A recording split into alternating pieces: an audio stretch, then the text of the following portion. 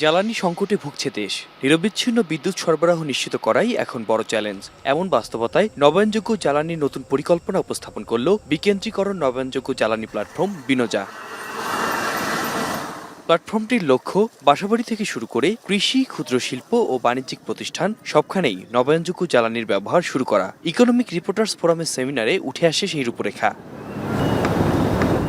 পরিকল্পনা অনুযায়ী কৃষি, পরিবহন, হাসপাতাল ও শিল্প কারখানায় সৌর বিদ্যুতের ব্যবহার বাড়ানো হবে। সেই বিদ্যুৎ যুক্ত হবে গ্রিডে। এতে বিদ্যুৎ উৎপাদন ব্যয় কমবে, বাড়বে জ্বালানির নিরাপত্তা এবং বেসরকারি বিনিয়োগের সুযোগ।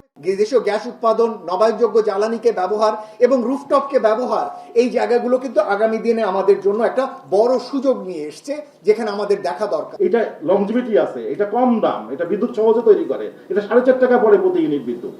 এ সময় নবায়নযোগ্য জ্বালানিকে শুধু প্রযুক্তিগত উদ্যোগ নয়, সামাজিক আন্দোলন হিসেবেও এগিয়ে নেওয়ার আহ্বান জানান প্রধানমন্ত্রীর অর্থ ও পরিকল্পনা উপদেষ্টা। বলেন, সৌর প্রযুক্তির যন্ত্রাংশ ও সরঞ্জাম দেশেই উৎপাদনের সক্ষমতা গড়ে তুলতে হবে। বারবার আমাদের সরকার তাগিদ দিচ্ছে। প্রথম কথা হচ্ছে সোলারের ক্ষেত্রে আমরা উৎসাহ দিচ্ছি যে এইখানে ম্যানুফ্যাকচারিং করতে হবে, অর্থাৎ পিভি এইখানে ম্যানুফ্যাকচারিং করতে হবে, ব্যাটারির ব্যাপার এইখানে ম্যানুফ্যাকচারিং করতে হবে, ইনভার্টারের ব্যাপারে এইখানে ম্যানুফ্যাকচারিং করতে হবে। গেল সরকার সংকটের বীজ বপন করে গেছে উল্লেখ করে সরকারি, বেসরকারি খাত এবং নাগরিক সমাজ সবাইকে একই সঙ্গে এগিয়ে আসার আহ্বান জানান উপদেষ্টা।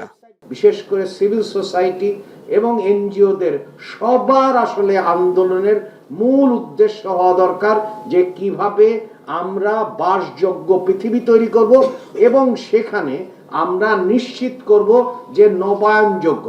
বিশেষজ্ঞদের মতে বড় বিদ্যুৎ কেন্দ্রের পাশাপাশি ছাদভিত্তিক ও বিকেন্দ্রীভূত সৌর বিদ্যুৎ ব্যবস্থার সম্প্রসারণই হতে পারে জ্বালানি সংকট মোকাবেলার কার্যকর পথ। তবে এর জন্য প্রয়োজন দীর্ঘমেয়াদী নীতি, বিনিয়োগ বান্ধব পরিবেশ এবং দ্রুত বাস্তবায়ন বলে জানান আলোচকরা। আতিক মিসবাহ লগ্ন, এখন, ঢাকা।